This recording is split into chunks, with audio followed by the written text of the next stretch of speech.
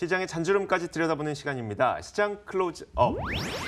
염승환 차장의 엄청난 전략이 준비되어 있는 금요일이죠. 오늘도 IM 이베스트 투자증권 IM 영업팀 염승환 차장과 함께 이야기를 나눠보도록 하겠습니다. 어서 오세요. 안녕하세요. 네. 자, 시장 질문 먼저 드려야 될 것 같네요. 일단 미국 시장은 뭐 이틀 연속 급락세를 보이긴 했습니다만 우리 시장은 그래도 좀 반등에 나서고 있는 것 같고요. 오늘 아침까지만 장 열리기 전까지만 하더라도 거의 패닉 장세 아니냐 이런 얘기 나왔었는데 지금은 좀 생각이 어떠세요? 지금은 그래도 뭐 오늘 보셨겠지만 기술적 반등은 좀 다음 주까지는 이어진다고 보시면 되겠고, 사실 오늘 아침에 여러분들 뭐 이렇게 HTS 키신 분들은 정말 깜짝 놀라셨을 거예요.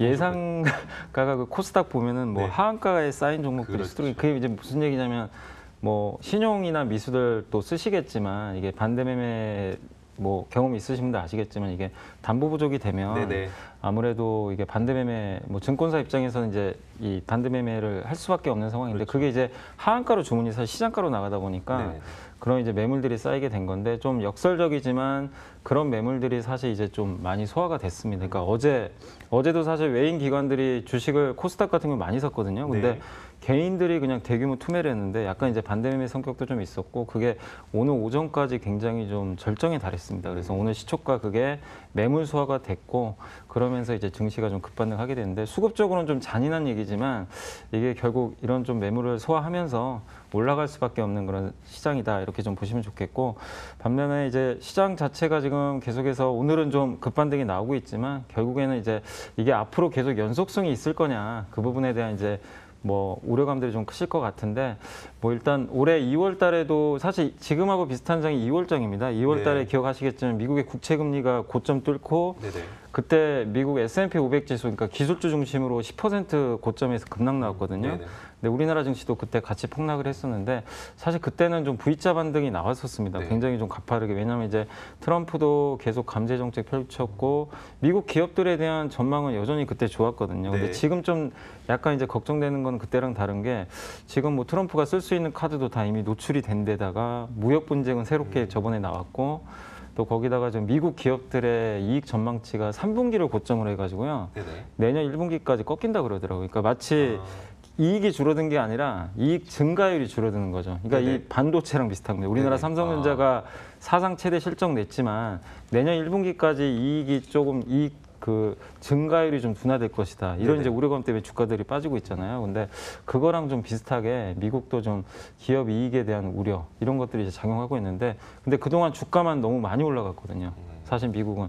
근데 사실 좀 개인 투자자분들이나 이렇게 국내 주식 투자하시는 분들 좀 억울하신 면도 있을 거예요. 왜, 아니 미국은 저렇게 맨날 올라갔는데 한국은 오르지도 못하는 장이. 미국이 6배 오르고 나서 지금 이 정도 빠지는 것과 한국은 거의 오르지 않았는데 이 정도 빠지는 거 우리 입장에서 굉장히 억울하죠. 그러니까 굉장히 억울할 수 있는데, 이게 사실은 좀 그런 얘기도 있더라고요. 그러니까 무슨 얘기냐면 뭐 기사나 이런 거 보니까 중국 대신해서 좀 한국이 어떻게 보면 좀 현금 인출기 역할을 하고 있다. 그러니까 한국이 싼 거는 다 외국인도 알겠죠. 당연히 밸류가 너무 싼데, 이게 어떻게 보면 중국 대신해서 이렇게 위험 자산에서 좀 이제 안전 자산으로 뭐 단기적으로 회피하는 현상이 발생하다 보니까 한국은 또 전 세계에서 가장 위험한 자산 중에 하나거든요. 그래서 좀 그런 좀 뭐 부분들이 좀 나오면서 좀 유독 더 매물을 맞지 않았나, 그렇게 좀 생각하시면 좋겠습니다. 사실 어제 많이 나왔던 이야기가 이게 약세장 진입의 초입이냐 아니면 단기적인 발작이냐. 사실 2월 달에도 똑같은 고민이 있었어요. 하지만 단기적인 발작으로 이제 나중에 우리가 알게 됐었던 거고, 이번에 하락은 어떻게 생각하세요? 저는 일단 뭐 이게 장기적인 뭐 약세장이 계속 이어진다, 그렇게 좀 보진 않고 있는 게, 물론 이제 앞으로 또 어떤 흐름들이 펼쳐질지는 사실 우리가 또 두고 봐야 되는, 미중 무역 분쟁도 좀 불확실하고 또 미국도 워낙 많이 올랐지만, 그러나 그럼에도 불구하고 전 세계적으로 봤을 때 여전히 신흥국 금리는 여전히 낮은 수준에 뭐 있고요. 한국도 쓸 수 있는 카드들이 사실 많이 있습니다. 뭐 여러 가지 뭐 재정 정책도 쓸 수도 있고, 또 미중 무역 분쟁과 관련해 가지고 너무 이렇게 부정적으로 보실 필요는 없는 게, 이게 미국과 중국이 이제 교역이 막히면 우리나라의 수출 기업들이 좀 부정적인 타격을 받을 수도 있지만, 또 반사이익을 얻는 그런 기업들도 분명히 나오거든요. 왜냐하면 중국이 그에 대한 반대급부로 내수라든가 인프라 투자를 더 많이 할 가능성이 높습니다. 실제로 네. 이번에도 그런 투자 정책들이 많이 나왔잖아요. 그렇죠, 그래서 그렇죠. 그런 것들을 바라보게 되면은 또 어느 한편에서는 기회가 생길 수 있습니다. 그래서 이게 앞으로 강세장이 된다 이렇게 볼 수는 없습니다. 그러나 네네. 무작정 침체장으로 간다 이렇게 생각하실 필요 없고 지금 PBR이 0.9배라고 하는데 뭐 네. 거의 금융위기 이후로 가장 낮은 수치거든요. 그래서 그런 부분에서 너무 그냥 하락에 대해서 고민하실 필요 없는데 이제 제일 어려운 건 그거 같아요. 기간인 것 같습니다. 이게 네네. 도대체 이런 지지부진한 장이 이제 앞으로 언제까지 이게 뭐 6개월이 될지 네. 1년이 될지. 근데 저는 이제 개인적으로는 사실 우리나라 기업들이 좀 배당을 늘렸으면 좋겠어요. 사실 대만만큼은 아니더라도 네네. 지금 한국에 대한 이런 매력이 떨어진 시점에서 주가 올릴 수 있는 제일 좋은 법은 정부가 정책적으로 지원을 한다던가 아니면은 네네. 기업들이 그냥 주주 환원 정책 하는 거거든요. 그렇죠. 그래서 배당 성향만 좀 늘려주더라도 사실 어느 그러니까요. 정도 레벨업 할 수 있거든요. 네네. 그래서 그런 부분들이 좀 나오면 또 좋아질 수 있기 때문에 한번 그것도 한번 좀 기대감을 갖고 지켜보시면 좋겠습니다. 알겠습니다. 사실 이번 그 하락과 그리고 2월 하락의 또 가장 큰 차이점으로 많이 꼽고 있는 게 2월에는 이제 금리 상승에 대한 부담감 때문에 미국 증시가 전반적으로 하락했다면 이번 하락은 거의 그동안 성장을 많이 했었던 빵 주식들, 그러니까 성장주 중심으로 하락을 했다. 게다가 또 기업 실적에 대한 우려감과 함께 하락을 했다는 그런 이야기가 나오고 있거든요. 그러다 보니까 게다가 거기다 또 금리까지 올라가고 있어요. 그동안 성장주들은 대부분 자금을 조달해서 성장을 해왔잖아요. 네. 말하자면 빌렸다는 얘기인데 대출이자에 대한 부담감이 늘어나게 되면서 이제 가치주로 옮겨 타야 되냐 이런 질문을 하시는 분들이 있는데 여기에 대해서는 어떻게 생각하세요? 그러니까 저는 이제 사실 미국과 한국을 좀 나눠서 생각해야 된다고 네네. 말씀드리고 싶은데요. 일단 결론적으로 이제 미국은 사실 뭐 거의 성장주들이 주도를 했죠. 말씀하신 이제 팡 관련된 주식들이 어마어마한 성장을 했고 이게 성장률이 계속 증가를 했습니다. 거기에 네.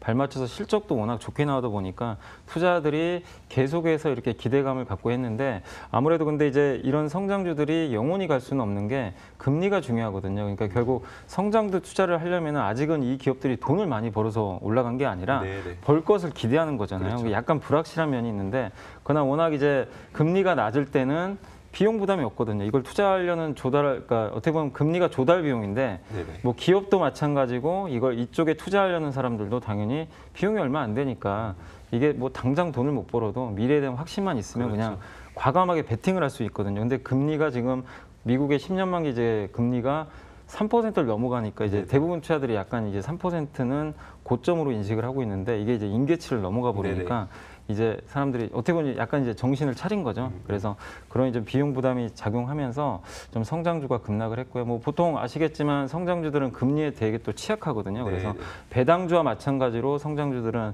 좀 금리가 올라갈 때 좀 피해를 본다. 그래서 보통 가치주하고 방어주로 많이 이렇게 또 교체하는 부분들이 나오는데 네.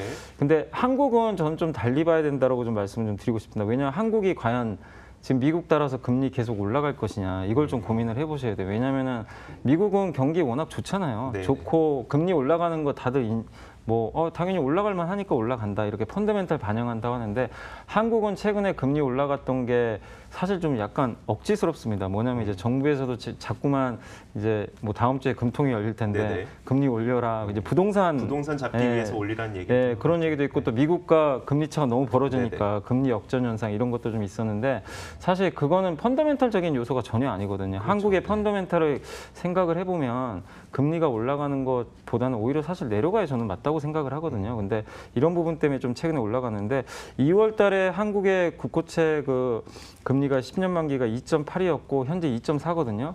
근데 미국은 그 당시에 2.8인데 지금 3.3입니다. 네네. 그러니까 어떻게 보면 한국은 더 떨어져 있어요. 그때 2월보다. 그러니까 그런 거 보면은 한국에서는 이제 미국이 이런 상황이니까 금리 올라갔으니까 한국도 올라가니까 한국의 성장주 다 버리고 이제 와서 뭐 통신주 사고 네. 배당주 사고 뭐 가치주 사자 이런 얘기들이 좀 많이 있더라고요. 또 뭐 네네. 그렇게 보시는 분들도 있는데 위험 회피 차원에서 저는 그건 동의는 할 수 있지만 그러니까 금리만 가지고 단지 성장주 분리하니까 한국의 성장주도 팔아버리자.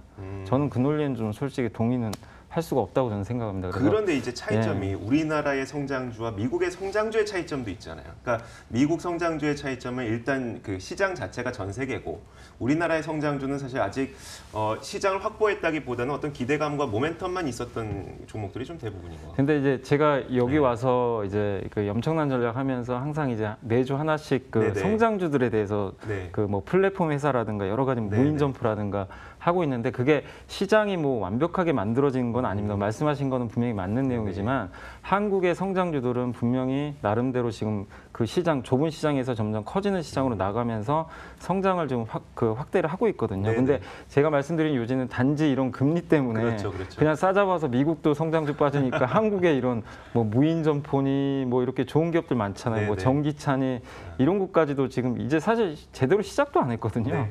근데 같이 그냥 버리지 말자는 겁니다. 그러니까 한국의 성장주는 성장주대로 금리보단 그냥 그 성장 흐름에 맡겨보자. 저는 좀 그런 말씀 드리고 싶습니다. 네, 알겠습니다.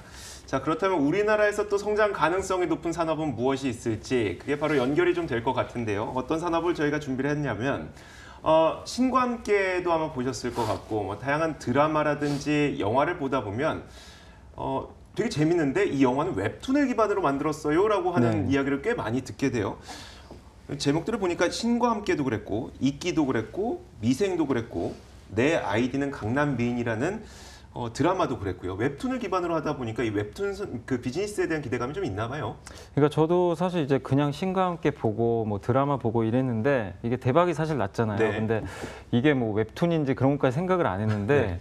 이게 이제 나중에 알아보니까 웹툰을 기반으로 해서 그렇죠. 뭐 만들었던 원작이라고 하는데 그래서 저도 이제 그 후에 웹툰도 좀 보게 되고 여러 가지 좀 관심을 갖게 되는데 사실 근데 이걸 뭐 투자까지 생각은 해본 적은 없습니다. 이게 웹툰 시장이 뭐 엄청나게 큰 시장도 아니고 네. 설사 또 이런 기업들이 국내에 상장이 됐을까 했는데 근데 일단은 이제 또 최근에 또 시장도 안 좋고 또 성장주 어느 게 있을까 또 플랫폼 관련해서 고민을 하다 보니까 자료를 찾아보니까 우리나라에도 좀 이런 관련 이미 시장도 커지고 있는데 기업들이 있어서 오늘 좀 간단히만 말씀 좀 드리고 싶은데 기존에 이제 일본 애니메이션 좋아하시는 분들 우리 뭐 네네. 어렸을 때 일본 뭐 단행본 만화책 많이들 뭐 사가지고 돌려보고 막 그랬잖아요. 네. 근데 그게 유통 구조가 좀 약간은 이제 어떻게 보면은 좀 비용이 많이 들어가죠. 이제 창작을 하고 거기서 이제 어떤 출판사가 제작을 하고요. 네네. 그거를 이제 또 유통시장에 풀어서 그렇죠. 유통시장에 이제 가서 뭐 이런 서점이나 이런 데 가서 소비자가 직접 사와서 그러니까 다 사람이 하는 예, 일이고 다- 중간중간에 돈 빼먹는 사람들 네, 굉장히 그죠. 이게 많고. 네. 중간에서 계속 뭐 네네. 수수료를 취할 수밖에 네네. 없는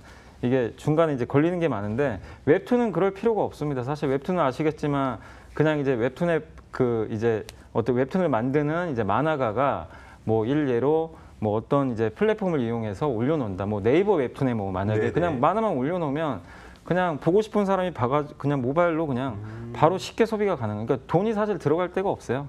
그러니까 중간에서 플랫폼 회사들은 이 두 소비자하고 창작자만 연결만 하면 네, 되는 거죠. 네. 그러니까 이게 사실 플랫폼 비즈니스의 기본이잖아요. 예전에도 제가 한번 플랫폼 비즈니스 사실 우리 지금 Y젠터나 JYP가 최근에 이렇게 주가 많이 올랐던 것도 네. 유튜브라는 플랫폼을 이용해서 그렇죠. 그냥 앉아서 돈 벌고 있잖아요. 네, 네. 그거랑 웹툰도 비슷합니다. 그래서 이 웹툰을 창작하는 뭐 사람들이야 뭐 당연히 자체적으로 돈을 벌 거고 여기서 이제 돈을 버는 기업들은 바로 플랫폼 회사들입니다. 왜냐하면 플랫폼 비즈니스는 1등이 모든 걸 가져가거든요. 그래서 그렇죠. 아직은 1등이 뭐 혼재돼 있습니다. 이 플랫폼 우리나라 웹툰 플랫폼 같은 경우 여러 회사들이 좀 난리분해 있는데 그 중에서도 좀 유망한 회사들이 좀 있기 때문에 오늘 소개해드릴 예정이고 이렇게 난립이 돼 있을 때 광고를 정말 열심히 네. 합니다. 요즘에 TV를 보더라도 그 녹색창의 그 회사도 네이버도 네, 굉장히 맞습니다. 열심히 광고를 하고 있고 네. 아직 1위 사업자가 없다는 얘기잖아요. 네, 아직은 없고 이제 고만고만한 사업자끼리 네네. 하고 있는데 지금 이제 앞으로 좀 소개해드릴 기업들도 좀 기회가 있어서 네. 좀 한번 말씀 좀 한번 드리도록 종목 하겠습니다. 이름 한번 들어보도록 하겠습니다. 첫 번째 종목 어떤 거 준비하셨어요? DNC 미디어는 좀 많이들 좀 들어보셨을 거예요. 이게 이제 원래 웹소설을 만드는 그 콘텐츠를 만드는 그런 기업이고